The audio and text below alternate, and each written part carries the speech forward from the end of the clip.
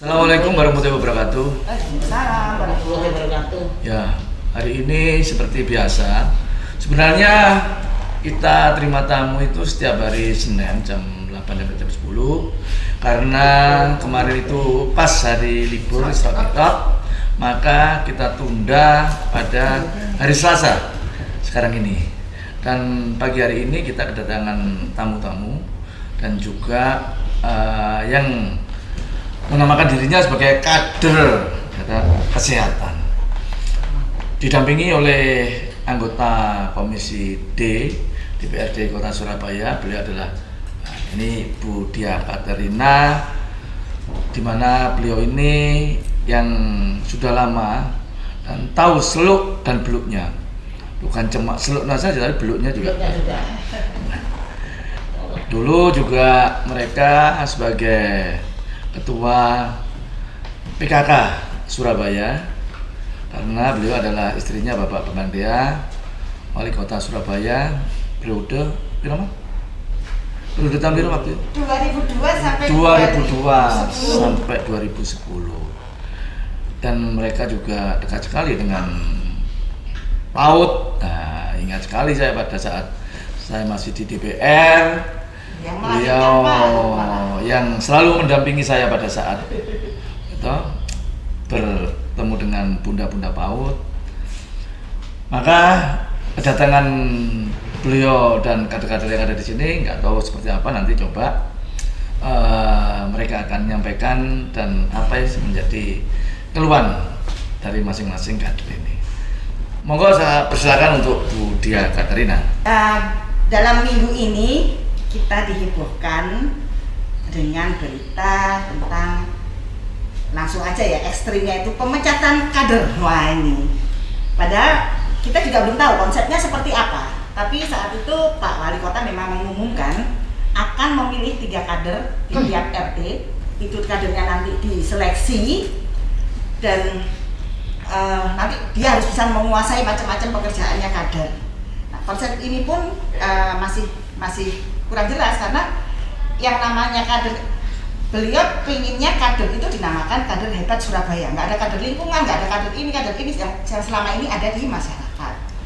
Terus saya ya kaget kemarin ketika dijadikan kader kesehatan, masih Okay. karena masih banyak yang bergerak di kesehatan kan, masalah lingkungan juga kaitannya dengan kesehatan. Tapi ketika dibilang kader hebat, kemudian pakai diseleksi dan kemudian ada insentifnya, ini akhirnya kader yang dulu itu lahirnya itu dari jiwa sosial, dari jiwa kesukarelaan, yang mampu dan mau, tidak ada syarat harus berpendidikan ini, yang awalnya kader itu lahir dari situ, ini sepertinya langsung di format seperti itu. Jadi kayak kader itu melamar pekerjaan seperti itu kan, yang sesuai dengan syarat-syarat yang ditentukan. Nah, ini kan nggak masuk akal. Kemudian kalau diambil 3 per RT, nah terus sisanya kader yang hampir 40 ribuan ini kan, kalau hanya 3 per RT bisa-bisa separuh lah, yang lain kemana? Nah, ini karena tidak ada penjelasan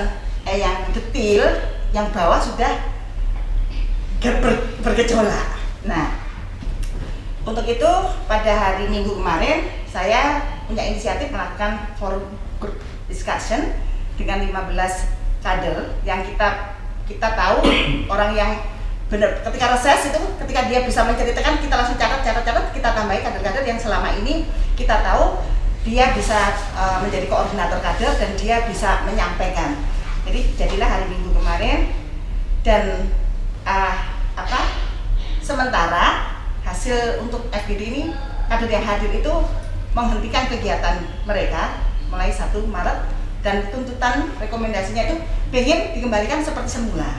Jadi tidak diseleksi, tidak, kita bilang nggak ada kader hebat, semua orang hebat karena saling melengkapi. Kalau dia tidak dilengkapi, dia juga nggak akan sempurna. Karena kader yang di bawah itu saling misalkan dia bisa, kalau ada undangan ke kecamatan dia lincah, tapi ketika dia harus keliling woro-woro di kampung, dia mungkin nggak bisa. Nah, ini kan saling mengisi. Artinya ketika itu nanti kena orang yang katanya terbaik itu juga susah. Kriterianya apa? Dan yang saya sayangkan, ketika kajian akademisinya ini disampaikan oleh FKM, Fakultas Kesehatan Masyarakat, sepertinya itu hanya teori. Memang teori idealnya seperti itu. Kalau kita mau membentuk kader, nah baru seperti apa idealnya? Seperti ini kan sudah jadi kok. Misalkan ini rumah sudah jadi, sudah seperti ini. Tahu-tahu bagaimana rumah idealis harus begini. Misalkan anak 10, anak yang bagus 2 orang, 10 ya Pak, kan gitu. Nah ini juga nggak bijak menurut saya. Yang bijak harusnya diajak bicara kader-kader ini. Kesulitan Pemkot itu mungkin ya kesulitan anggaran. Seperti apa itu bisa kok kader-kader itu bisa diajak bicara. Mereka nggak mikirkan duitnya. Selama ini kan nggak ada duit pun mereka jalan. Cuma ketika ada duit tapi dipeleter gawean, nah ini akhirnya mereka mikir, loh kita ini kan bukan pegawai Pemkot, kita ini hanya membantu Pemkot. Jadi laporan dikejar-kejar, harus pakai format, harus ngisi link dan sebagainya. Akhirnya mereka ribut dengan administrasi, tidak melakukan kegiatannya di masyarakat. Nah ini kan jadi kacau balau. Jadi ini wadul ke Pak Wawali. Mungkin Pak Wawali bisa menjadi bisa menjelaskan yang terjadi itu sebenarnya apa. Karena saya anggota dewan pun tidak ngerti gitu loh. Ketika ada tiba-tiba dari kader kesehatan pindah lagi menjadi kader hebat, pindah lagi menjadi buser, semacam-macam. Jadi konsepnya itu belum jelas tapi sudah dilempar. Akhirnya gaduh. Nah, kami para kader itu awalnya motif masuk di kader itu satu, karena ingin punya teman. 2, setelah pekerjaan di rumah selesai, dia ingin bermanfaat di masyarakat, kemudian jadi hiburan. Bahkan kader-kader dulu sebelum punya posyandu lansia, posyandu balita itu bondo dewe, maksudnya memberi PMT sendiri, beli untuk tikar, kacang hijau, urunan, dan mereka itu ikhlas. Dan mereka tidak butuh untuk dikasih insentif 400, mereka dikasih 28.500 itu loh, sudah senang sekali, karena mereka para kader-kader ini karena bekerjanya itu tim, jadi tim. Misalnya di posyandu itu sebenarnya harus kan mejanya jumlahnya 5. Dia nggak peduli walaupun 5 yang ikut di kader situ, yang ikut nimbang, ikut terlibat itu lebih dari berapa orang, itu dia nggak masalah, tambah seneng. Walaupun dapat sedikit itu nggak apa-apa. Dan kemarin tuntutannya itu satu, sudah jangan dibubarkan semacam itu, karena kemarin 45 diambil separuh, jadi 28.000 orang itu yang nanti diseleksi menjadi 3. Jadi satu RT itu hanya 3 kader yang mempunyai klasifikasi 14 kriteria, harus lulusan ini, harus punya HP, harus macam-macam. Kemudian dia harus melaksanakan tugas sebanyak 15. Sudah diseleksi melakukan tugas 15, dan itu satu RT 3. Bayangkan, dikerjakan satu RT 10 orang aja gak nututi. Kemarin kasus sayang warga, dia loh ngerjakan itu gak ngerti dibayar atau enggak, dilakukan. Sebenarnya gak masalah. Jangan melukai, ada kalimat nanti ada kader hebat atau kader buser yang 3 ini diseleksi. Lah yang lainnya dia itu lo nggak butuh itu, dapat nggak apa-apa, nggak dapat dia punya teman. Intinya itu di rumah daripada jenuh, terus dia seneng. Kadang kader itu bangga bisa di masyarakat, bisa mendeteksi bayi, kemudian ngasih permakanan, nimbang, dia seneng karena kegiatan kader ini kan nggak terikat sosial. Tapi kalau yang buat Pak Wali Kota kemarin kan harus begini, ngisi link kayak pegawai lah, 400.000 dengan akhirnya seluruh kader mengundurkan diri, sudah nggak jadi kader-kader, sudah nanti kalau yang dipilih 3 itu akhirnya gini, sudah tanda ngono dewe, tapi nutut satu RT, padahal satu RT itu ada yang 5 Dasawisma, ada yang 4 Dasawisma, dan itu penduduk, aduh, kalau nggak terbiasa dekat dengan masyarakat, nggak keteteran, nggak mampu, karena kader ini enak, disuruh misalnya Pak RW lomba Surabaya Green and Clean, jadi kader, terus kader semuanya, kalau bisa sekampung kader semua, nggak dibagi, dia itu hanya diapresiasi di misalnya lomba yel-yel ketemu wali kota, mbak wali ngono seneng itu loh,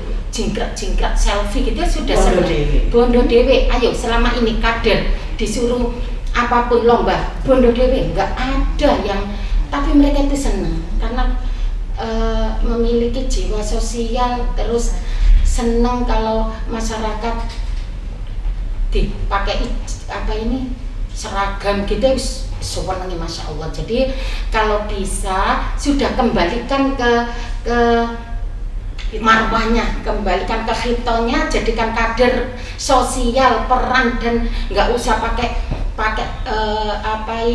diseleksi, sudah melakukan perannya itu, karena mereka memang ada yang 23 tahun, ada yang 38 tahun, ada 45 tahun.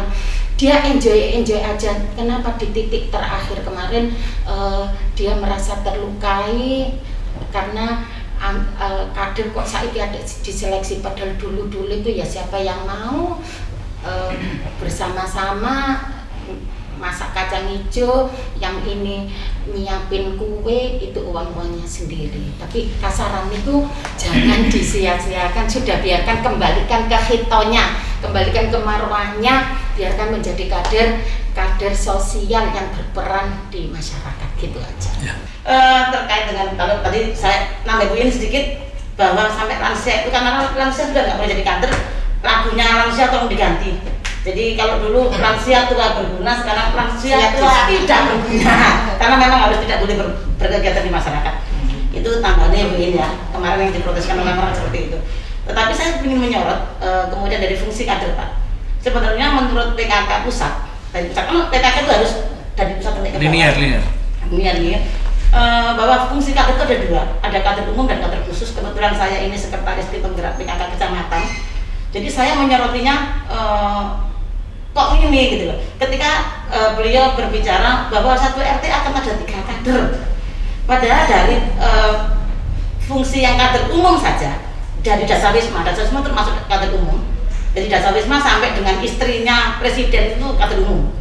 Kalau yang kader khusus adalah kader yang terlatih oleh salah satu atau beberapa dinas, itu kader khusus.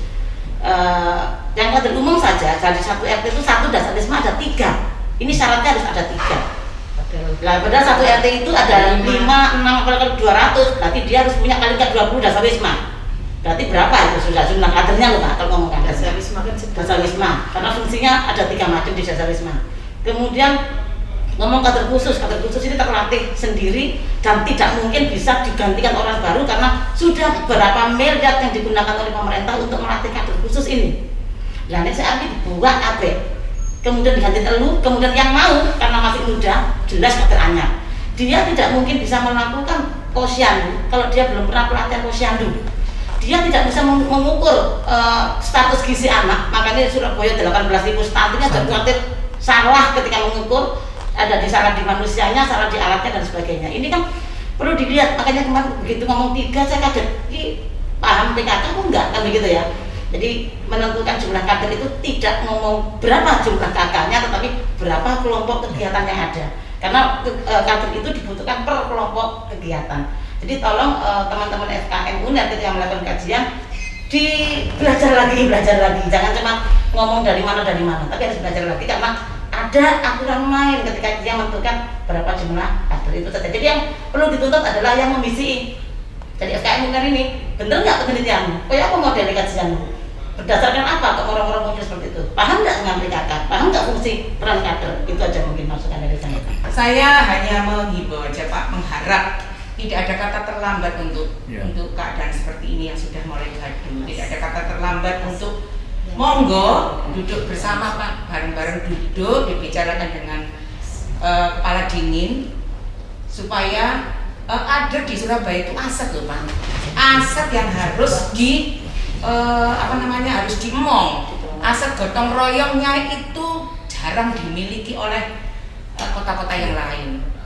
Nggak tua, nggak muda, pokoknya yang punya hati nurani, punya semangat yang luar biasa, ini sudah nggak bisa dihalang-halangi Pak. Ini orang aneh yang tidak bisa dihalang-halangi untuk bersama-sama membangun Surabaya. Tidak ada kata terlambat untuk berbicara di satu meja bersama-sama dengan perwakilan yang luar biasa. Jadi pupung belum lukanya ini terus tergores-gores Pak. Wong Bunda itu ya pemaaf kok Pak, pemaaf dan mau diajak bicara dengan baik-baik. Mau tahu kondisinya nek gak ono duit kuwi apa cara mbagine kok pinter Pak. Jadi cara baginya di pos terpadu juga gitu Pak. Jangan dikira bunda semua kayak itu oleh semua, enggak. Bundanya 5, muridnya ada 24, maka yang dapat itu hanya 3. Kemana yang 2 dibagi, 3 itu dibagi. Loh, terus kalau rame aman kan? Kenapa tidak dibagi seperti itu? Jadi monggo sesegera mungkin, saya tidak tahu siapa yang berkompeten untuk mengajak untuk duduk bersama sama perwakilan-perwakilan yang bisa diajak bicara untuk tidak memperuncing persoalan ini menjadi runcing, tetapi monggo dibicarakan supaya adem. Surabaya itu mulai adem, kok dadak saiki dadi karuan seperti ini. Surabaya ini keren, sembarangnya keren, itunya keren, wali kotanya keren, wakil wali kotanya, nek kelan Jabang ini tambah keren, kaosnya nggak ada lagi. Ada. Saya besar loh Pak. Kok disangoni? Karena ada saya beli sendiri nanti Pak, gede soalnya. Jadi kenapa harus seperti ini? Menghimbau Pak Wali, monggo didudukkan bersama kita bicara dengan kepala dingin untuk mendapatkan solusi yang terbaik. Makanya kalau dia pergi atau kesini menyampaikan suatu aspirasinya, kemarin sudah beberapa orang berkumpul dan mereka mendiskusikan, merumuskan apa yang harus disampaikan nanti. Kita akan coba nanti akan berembuk dengan Pak Wali Kota supaya keluhan daripada warga ini benar-benar bisa didengar, bisa diaspirasi dan bisa nanti untuk mencarikan jalan keluarnya. Ini yang terpenting. Tentunya sekali lagi kami mengucapkan banyak terima kasih. Kami juga kepada warga Kota Surabaya selama 1 tahun ini kami dan Pak Erik sudah memimpin Kota Surabaya. Bila masih ada kurangnya, kami mohon diberi suatu masukan, boleh dikritik dan boleh memberi hal-hal yang terbaik demi untuk Kota Surabaya. Oleh karena itu sekali lagi kami mohon maaf pada seluruh warga Kota Surabaya, kekurangan-kekurangan kami bersama Pak Erik, dan kekurangan ini menjadi cambuk bagi kami untuk bisa lebih maju lagi, lebih bisa mendengar lagi dan bisa melihat kondisi real existing warga yang ada di Kota Surabaya. Mungkin itu ya yang saya sampaikan, dan kita akan coba melakukan itu semua. Masih ada lagi yang disampaikan? Nah, cukup ya. Cok lali, subscribe subscribe ya toh Harmuji Podcast. Saya kira itu, terima kasih ibu-ibu ya toh. Terima kasih sarapannya tadi ya. Bagus ini kayak sarapan ya. Jadi warga yang lainnya kalau mau mengeluh segala sesuatunya bisa di media sosial saya, baik Instagram, TikTok, podcast atau yang lainnya bisa DM. Pasti kita akan undang ke rumah aspirasi ini ya, rumah aspirasi setiap hari Senin jam 8 sampai jam 10. Saya kira itu.